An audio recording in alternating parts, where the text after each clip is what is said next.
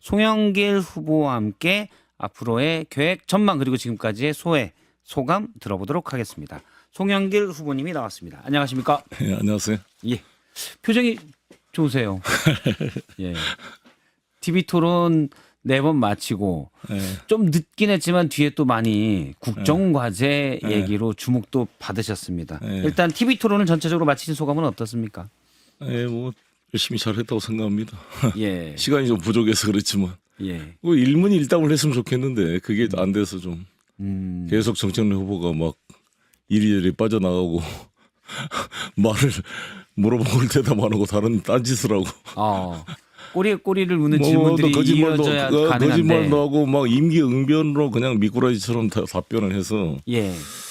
딱 1대1로 그냥 둘이 딱 했으면 바로 그걸 잡아낼 수 있을 텐데.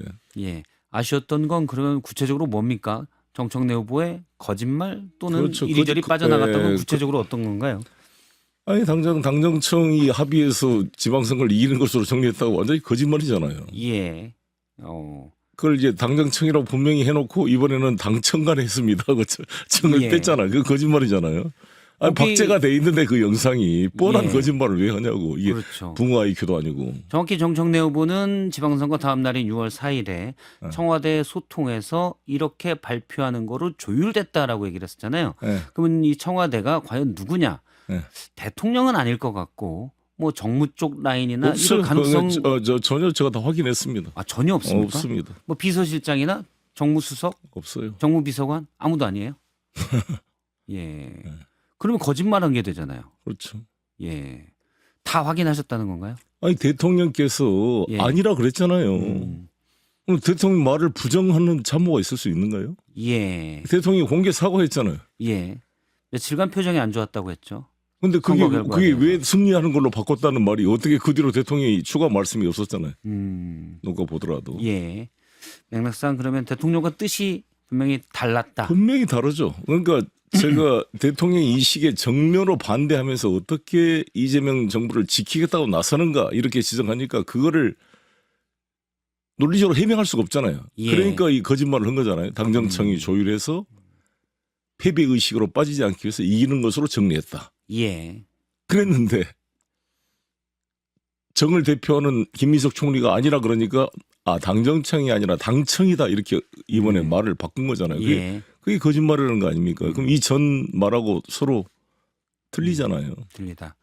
알겠습니다. 그래서 저는 거짓말을 하면 머리가 좋아야 되거든요. 이전에 자기가 무슨 말을 한지를 다 기억하고 있어야 되는데 예. 그 기억을 못하니까 붕어 IQ처럼 붕어가 낚시에 물렸다가 떨어지면 또 좀 있으면 잊어버리고 또 물거든요.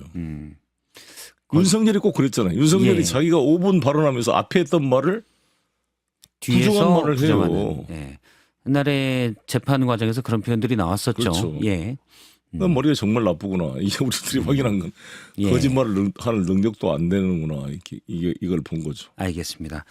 상대 후보가 이제 거짓말할 능력이 안 된다 정도로 제가 이해를 하도록 하겠습니다. 어제 토론에서 눈에 띄는 장면은 정청래 후보가 송영길 후보에게 국정과제 50호가 뭐냐라고 사실은 물었습니다. 어떻게 보면 뜬금없지만 지난 토론에서 국정과제 1호가 뭐냐고 송 후보님이 정 후보에게 물었었기 때문에 여기에 대한 반응이었던 것 같아요. 아니 당 대표께서 국정과제를 발표한 날 본인이 행사에 참석을 했고 예. 대통령이 그를 발표를 하셨고 국무회의에 의결을 낸 공식 국정과제 1호를 모른다는 게 있을 수 있는 일이에요. 나는 그때 민주당 당원도 아니었습니다. 예. 밖에 소나무당에 나가 있었어요. 정청래 후보님. 당 예. 대표하고 비교할 문제입니까? 그리고 국정과제 50%를 정확히 어떻게 123일 다 기억해요. 큰 틀을 내가 말했습니다. 5개 국정 목표가 있어요. 예. 국민이 하나 되는 정치, 세계를 이끄는 혁신 경제, 골고루 잘 사는 균형 발전, 예. 기본이 튼튼한 사회, 마지막은 국익에 도움되는 외교 안보. 이 5가지도 모르잖아요. 국정 목표 5가지를. 정청래보다 내가 물어봤더니 예. 뭐 국민이 행복하고 정확히 개념이 정리가 안 돼 있는 것을 확인했습니다. 심각한 문제고 정말 부끄러운 일입니다, 사실. 그러면 사실은 여당이 정청래 지도부일 때 네. 여당이 정부의 국정과제에 대한 이해도가 낮고 사실 별개로 갔다 지금 이 말씀을 하시는 거죠. 그러니까 자기 정치했다는 것에 딱 입증된 거잖아요. 우리 그 누구야 한민수 그 최고위원 후보께서 자기 정치를 했다는 증거를 대세요. 막 눈이 튀어나올 것처럼 맨날 떠드는데 증거가 나왔어요. 예. 한민수 후보님 이거 보세요. 증거가 나왔잖아. 국정과제 1호를 당대표가 모르고 딴 자기 정치만 하고 있었다는 거 아닙니까? 예. 그리고 맨날 내란 청산하는데 내란 청산은 조국혁신당의 1호 약속이라는 거 아니에요. 근데 이게 왜 중요하냐면 단순히 기억했냐 안 했냐가 중요한 게 아니라 이재명 대통령께서 국정기조를 문재인 정부 때 적폐청산 1호가 국정과제 1호였습니다. 예. 적폐청산하다가 망한 거다. 그러니까 내란 청산은 사법적 시스템에 의해서 안 보이게 실질적으로 진행하면 돼. 예.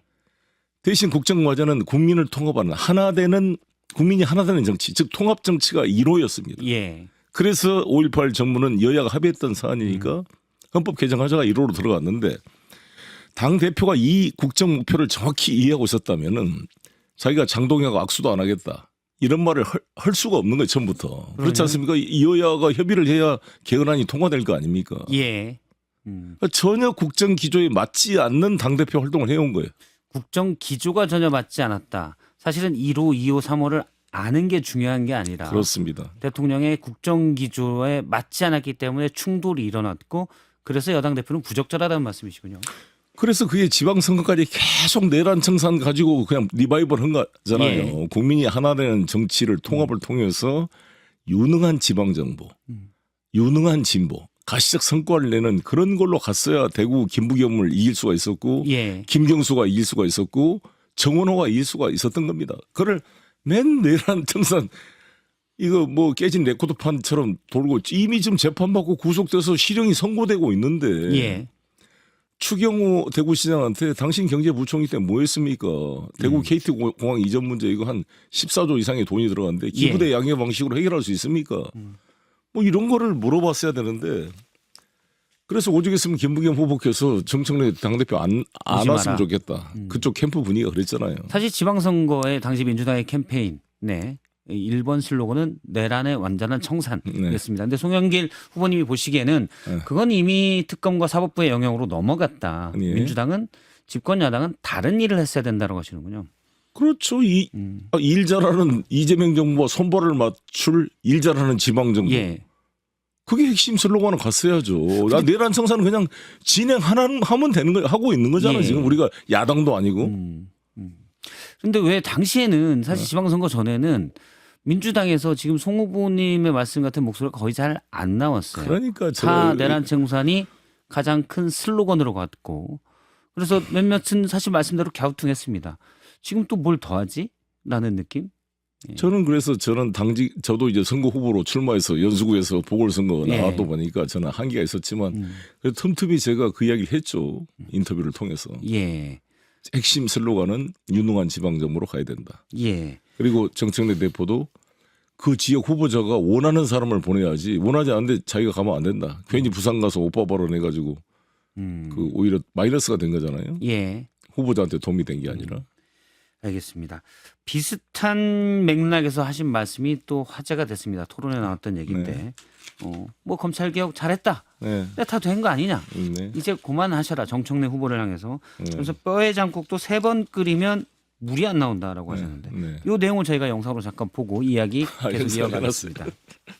우리 정청래 후보 수고했습니다. 박수 한번 쳐주세요. 수고했어요. 이제 다 했습니다. 나 나올 일이 없다니까 연임할 필요가 없다고. 다 알아서 한다니까 우리가 이제. 뼈 해장국도 3번 끓이면 물도 안 나옵니다. 뭘 또 검찰개혁. 저 장면이 이번 전당대회 최고의 반전으로 꼽혔던 장면입니다. 정청래 후보도 막 웃잖아요. 네, 웃더라고요. 잘했습니다. 박수 한번 쳐주세요. 그리고 아니, 끝나고 이제 그만해요. 내려와서 악수를 했는데 예. 진짜 재밌대. 근데 연설이 재밌네. 예. 아니 정말 최고의 반전이었어요. 박수 쳐주고 이제 가라. 근데 이게 너무 이제 그냥 아주 깔끔하게 이제 가라 이래버리니까 예. 확 와닿긴 했습니다. 네. 준비한 멘트입니까? 그렇죠. 아니 실제로 사실이 예. 검찰개혁 제도적 틀이 됐고 정청래 후보께서 당대표 사표 내고 나서 한병도 직무대행 체제에서 다 형소법 개정안이 통과됐거든요. 예. 그렇잖아요. 그냥 진행되는 거예요 이제. 예. 굳이 정청래 대표 안 해도 된다고. 예. 오히려 지금 내가는 이제 조희대 대법원장 탄핵을 내가 하자고 하고 있는 거죠. 근데 말씀하셨으니까 얘기를 하면 조희대 대법원장의 탄핵 이슈를 이제 송영길 후보님이 맨 처음에 들고 나오셨는데 이것도 어떻게 보면 민생과는 네. 큰 관련이 없는 거예요.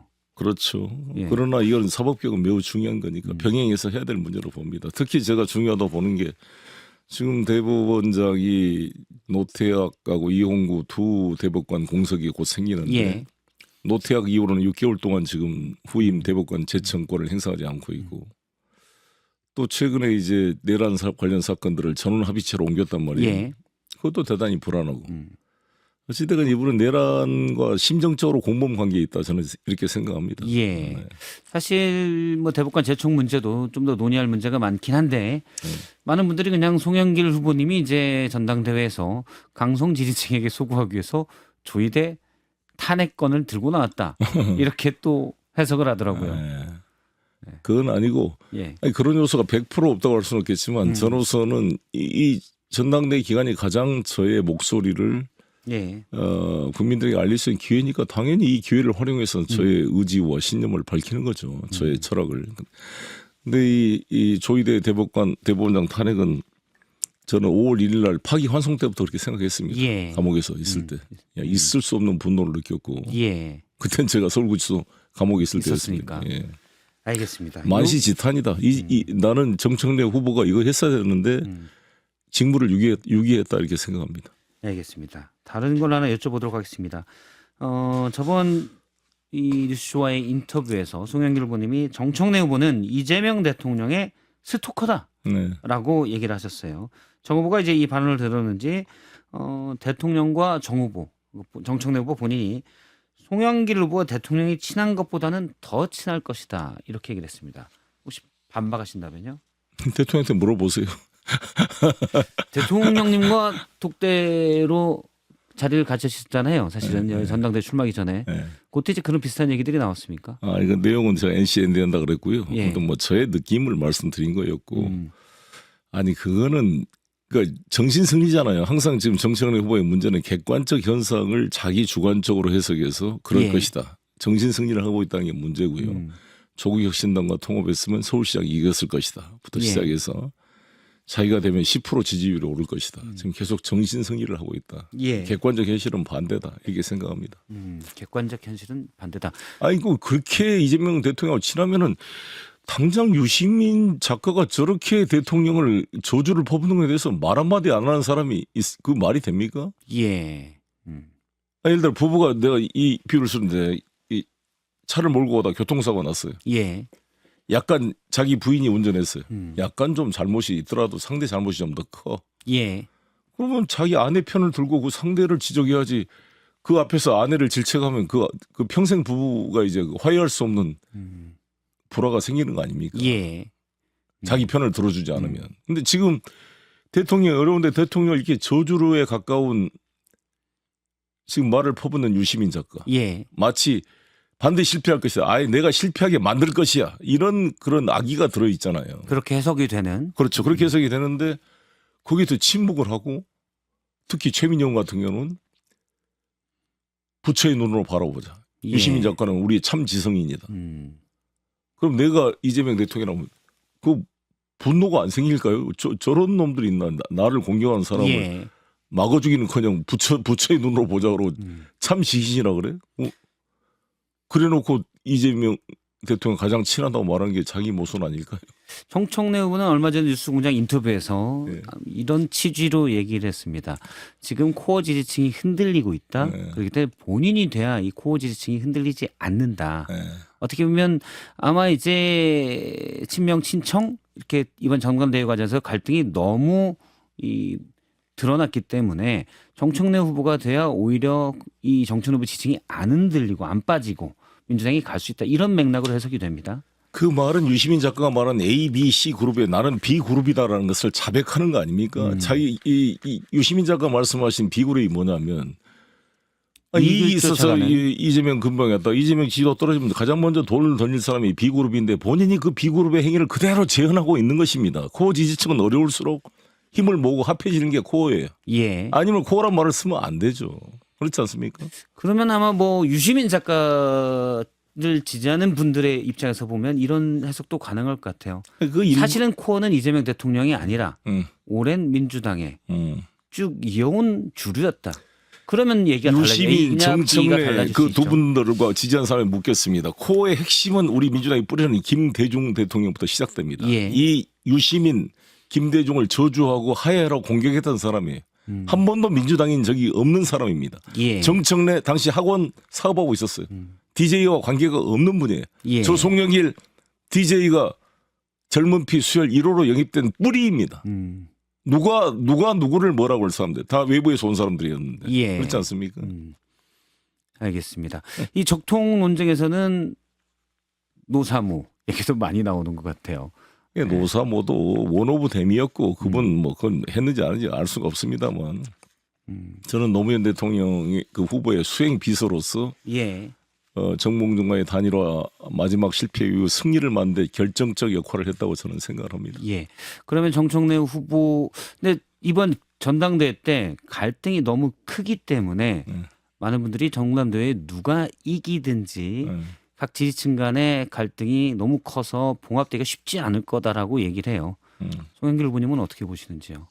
쉽지 않은 어려움이 있겠지만 저는 새로운 지도부가 구성되면 10% 이상 오를 거다. 예. 지지율이 지지율이 오를 것이고 이재명 대통령과 힘을 합해서 새 지도부가 특히 송영길이 된다면 저는 예. 10% 이상 지지를 올릴 뿐만 아니라 예. 완벽하게 민주당을 새로운 방향으로 끌고 나가겠습니다. 여기에 반대하는 세력들은 제2의 이낙연으로 소멸될 것이다. 이렇게 생각합니다. 새로운 방향이라면 어떤 방향입니까? 이재명 대통령 국정 철학에 맞는 실용주의 철학, 국민 통합의 시대로 가는 거죠. 국민통합 민생에 맞춰서 가야 그렇습니다. 된다. 민생 민주당으로 가는 거죠. 예. 여기에 동의하지 개혁은 않는다면 사법개혁 이거는 절차에 따라 요란하지 않고 실질적으로 추진하면 돼요. 예.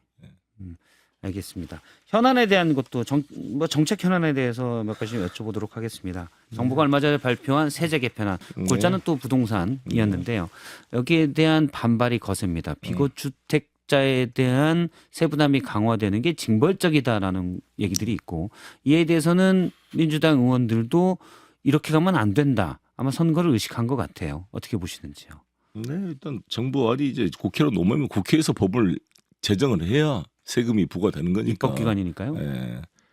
대표 없이 과세 없다가 국회의 존재 이유가 뭐예요? 국민한테 예. 세금을 마음대로 걷지 못하게 해서 의회의 역사가 만들어진 거잖아요. 예. 영국에서부터. 예. 따라서 이 세금 문제는 국회가 법을 만들지 않으면 정부가 일방적으로 세금을 매길 수가 없는 겁니다. 그래서 국회에서 걸러져야죠. 걸러지는데 저는 어떤 게 필요하다고 보냐. 일단 종부세 1인 1주택의 그 면세점을 12억에서 14억으로 올려서 예. 시가로는 약 20억까지는 종부세 대상에서 제외시킨 건 잘했다. 예. 이렇게 생각합니다. 근데 이제 가장 논란이 된 게 양도소득세를 부과하는데 그 장기 보유 특별 공제, 그걸 장특 공제라는 게 있었는데 그걸 이제 실제로 거주한 사람에게만 한정하고 예. 보유한 사람에게도 인정된 것들을 잠정적으로 없애겠다는 거 아닙니까? 근데 저는 이에 반대한다는 거죠. 예.